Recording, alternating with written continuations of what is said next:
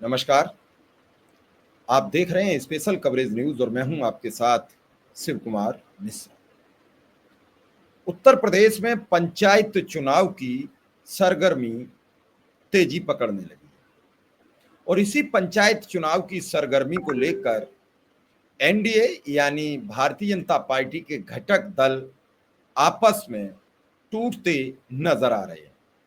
ये खबर आज प्रयागराज से चली, जब अपना दल की राष्ट्रीय अध्यक्ष और अपना दल की नेता अनुप्रिया पटेल ने प्रयागराज में आज ऐलान कर दिया, यानी कल, कि अपना दल पंचायत चुनाव अकेले लड़ेगा। अपना दल पंचायत चुनाव में किसी भी दल से गठबंधन नहीं करेगा। पंचायत चुनाव की जनवरी फरवरी में तैयारी दिख रही है। फिलहाल जो माहौल चल रहा है उसमें कोरोना का प्रकोप बढ़ता दिख रहा है, ऐसी खबरें आ रही हैं। लेकिन ऐसे में पंचायत चुनाव की तैयारियों की सरगर्मी बढ़ती चली जा रही है। अनुप्रिया पटेल ने कहा कि पंचायत चुनाव पर हमारी गठबंधन से कोई बातचीत नहीं हुई है, लेकिन हमारी पार्टी अपने स्तर से इस चुनाव में उतरने की तैयारी कर रही है। हमारे कार्यकर्ता भी पंचायत चुनाव के लिए कमर कस चुके हैं। इस बार पंचायत चुनाव में हमारी पार्टी बढ़ चढ़कर हिस्सा लेगी। यह बात प्रयागराज में अनुप्रिया पटेल ने कही। वह करछना रेलवे स्टेशन के उद्घाटन के मौके पर यहां आई थी। अमृत भारत योजना के तहत यूपी के 19 रेलवे स्टेशनों का आधुनिकीकरण किया गया। इनमें करछना रेलवे स्टेशन भी शामिल है, जिसमें अनुप्रिया पटेल बतौर मुख्य अतिथि शामिल हुई। अनुप्रिया पटेल ने कहा कि अपना दल ने पंचायत चुनाव की तैयारियां शुरू कर दी हैं। सभी कार्यकर्ता वार्ड और जिला पंचायत सदस्य के मैदान में उतरने की तैयारियों में जुटे हैं। इसके लिए पार्टी बूथ स्तर पर मजबूत कमेटी को मजबूत करने में जुट गई है। अनुप्रिया पटेल ने यह भी कहा कि पिछले 11 वर्षों में भारतीय रेलवे ने अभूतपूर्व गाथा लिखी। आज पूरा देश रेलवे की सुविधाओं पर गर्व करता है। रेलवे के ढांचे के आधुनिकीकरण और विस्तार की भी चर्चा की, लेकिन उन्होंने चर्चा नहीं की कि रेलवे के जितने दुर्घटना और एक्सीडेंट इस सरकार में हुए वो पहले कभी नहीं हुए, और इस पर किसी ने आज तक कोई सवाल किया नहीं। अपना दल एस के प्रदेश अध्यक्ष 6 मई को इस्तीफा दे चुके हैं, राजकुमार पाल। उन्होंने बड़े गंभीर आरोप लगाए थे। उन्होंने कहा था कि पार्टी डॉक्टर अंबेडकर और डॉक्टर सोनेलाल पटेल के विचारों से भटक चुकी है, और इसके बारे में मैंने कई बार पार्टी अध्यक्ष को इन बातों से अवगत करा दिया, लेकिन मेरी बातों को अनसुना कर दिया। ये एक बड़ा आरोप लगाकर पार्टी के प्रदेश अध्यक्ष पार्टी छोड़ चुके हैं। उनके साथ प्रदेश सचिव कमलेश विश्वकर्मा, अल्पसंख्यक मंच के प्रदेश सचिव मोहम्मद फहीम, जिला महासचिव एवं जिला पंचायत सदस्य वीएल सरोज ने भी उन्हीं के साथ इस्तीफा दे दिया। बात यह है कि पंचायत चुनाव, तो यूपी में पंचायत चुनाव कब हो सकते हैं? यूपी में त्रिस्तरीय पंचायत चुनाव 2026 के जनवरी फरवरी के महीने में हो सकते हैं। विधानसभा 2027 के पहले पंचायत चुनाव सेमीफाइनल की तरह होगा। यूपी में कुल 57,691 ग्राम पंचायतें हैं, 826 विकास खंड हैं और 75 जिला पंचायत हैं। पिछली बार भाजपा सपा से ज्यादा निर्दलीय जिला पंचायत चुनाव में बाजी मार ले गए थे। यूपी में पिछली बार त्रिस्तरीय पंचायत चुनाव अप्रैल मई 2021 में हुए थे। ये चुनाव ग्राम पंचायत, क्षेत्र पंचायत यानी बीडीसी और जिला पंचायत सदस्य के स्तर पर होते हैं। जब बीडीसी और डीडीसी यानी डिस्ट्रिक्ट डेवलपमेंट कमेटी के मेंबर का चुनाव हो जाता है, फिर ब्लॉक प्रमुख और जिला पंचायत अध्यक्ष का चुनाव होता है। ये चुनाव पार्टी चिन्ह के बिना होते हैं, लेकिन बड़े दल अपने समर्थित प्रत्याशियों की पहचान और आकलन कराते हैं। पिछली बार यूपी के 75 जिलों में कुल 3050 सीटों पर जो चुनाव हुए थे, उनमें भाजपा सपा से ज्यादा निर्दलियों ने जीत दर्ज की थी। जिला पंचायतों सदस्यों की 3047 सीटों में सपा के 759 सदस्य जीते थे, जबकि भाजपा के 768। अगर दोनों की सीटों में आकलन करें तो 9 सीटों का डिफरेंस रहा था। 9 जिला पंचायत सदस्य भाजपा से ज्यादा जीत गए थे। बसपा 319, कांग्रेस के 125 राष्ट्रीय लोकदल के 69 और आप के 64 और निर्दलियों को 944 सीटें मिली थी। जिला पंचायत अध्यक्ष के चुनाव में भाजपा ने बाजी मारी थी। खास बात यह थी कि निर्दलीय जीते प्रत्याशी सत्तारूढ़ भाजपा से टिकट न मिलने से नाराज होकर चुनाव लड़े थे।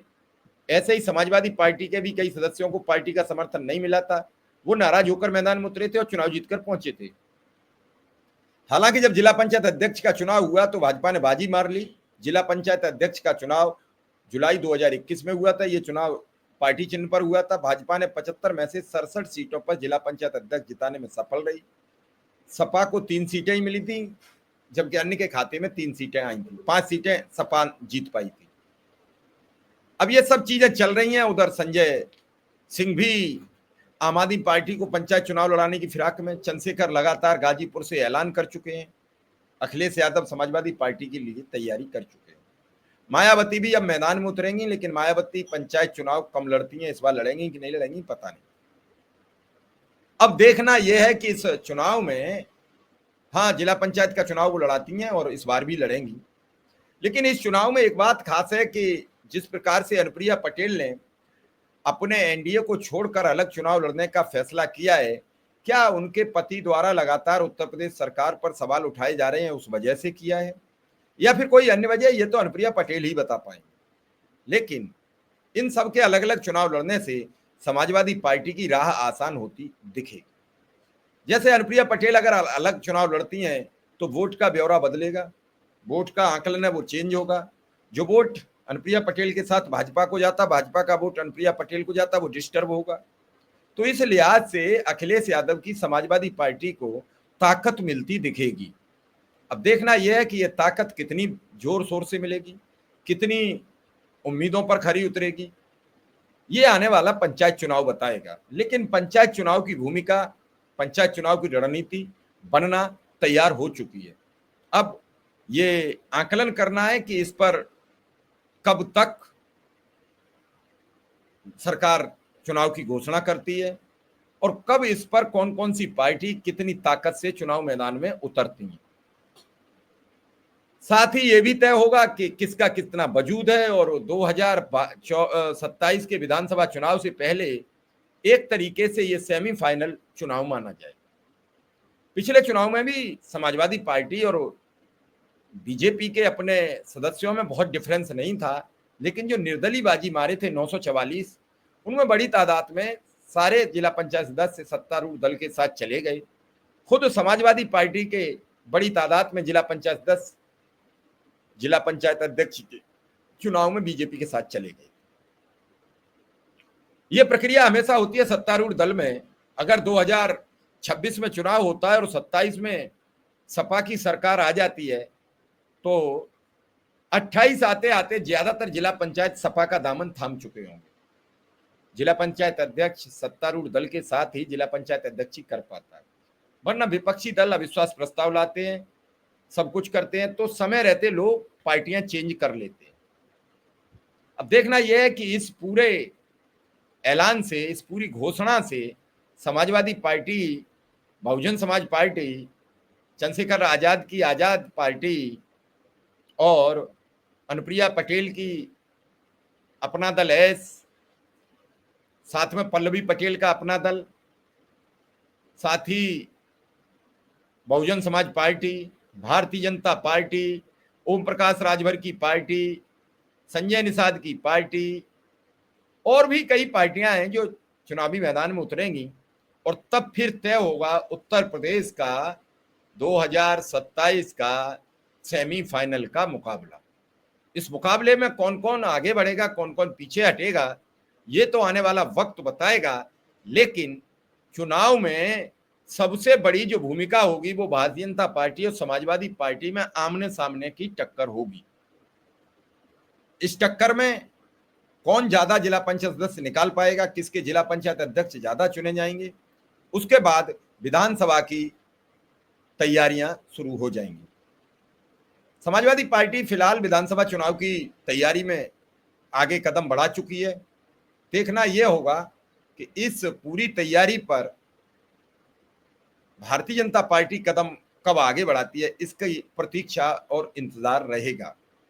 फिलहाल आप हमारे चैनल को सब्सक्राइब करते रहिए और हमारी खबरों को आप आगे बढ़ाते रहिए। हम ईमानदारी से और सच्ची पत्रकारिता की खबरें करते हैं। हम किसी के लिए पत्रकारिता नहीं करते, हम जनता के लिए पत्रकारिता करते हैं और जनता के सवाल हैं वो सरकार से बखूबी करते हैं।